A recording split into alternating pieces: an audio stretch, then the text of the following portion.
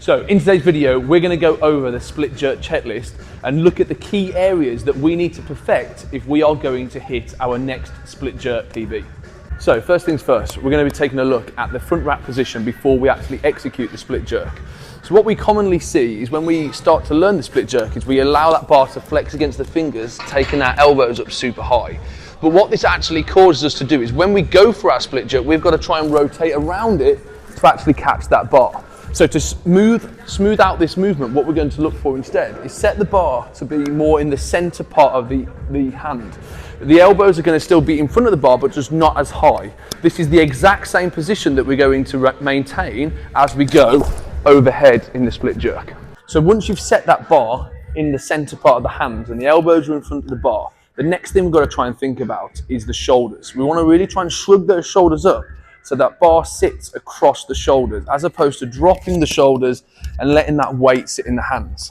So now we have fixed the front rack position before we go for our split jerk. The next thing we need to try and assess is the dipping motion of the jerk. So the first thing we're going to try and do is we want to control that dipping motion, okay? If we drop too fast in the dip, that bar's going to come away from us and it's going to hit us and it's going to weigh us down, causing us to come off balance. So we want to control the dip and drive up nice and hard. So we want to try and think of this as a coiled spring. We control this to absorb all that force, ready to take that bar overhead in the split jerk. The next thing we're going to try and take a look at is making sure the dipping motion remains vertical.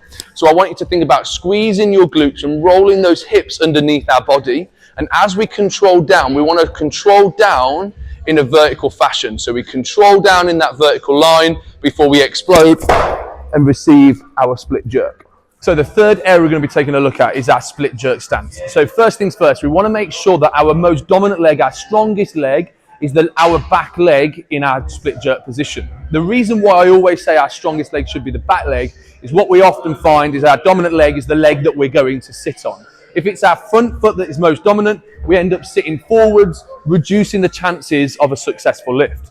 The second thing that we want to take a look at when we go for our split jerk is making sure that we've got a nice wide stable base. So as we set up for the jerk, make sure our feet are a little bit wider than shoulder width apart.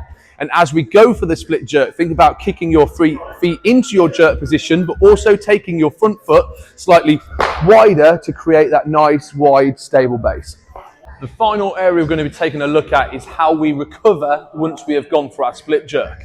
So we've gone for the whole movement, we've received that bar overhead. How are we going to stand up from this position? So we are going to take one step or half a step back with our front foot. And then we're going to take half a step back with our back foot, and then the feet are going to meet. The reason why we go with our front foot first as opposed to our back foot is if we go with our back foot, we're going to shift all that weight forwards onto our front leg. Instead, what I want you to try and think about is our front foot, we can slide that across the floor and our other foot can meet. So there's less disturbance on the bar, increasing the chances of you actually finishing that lift successfully. If you are looking for more ways to improve your split jerk, take a look at the video that I've linked below that goes over the intricacies of getting into that split jerk position. If you haven't already, make sure to click subscribe to this video for more videos that are going to help you improve your weightlifting skills.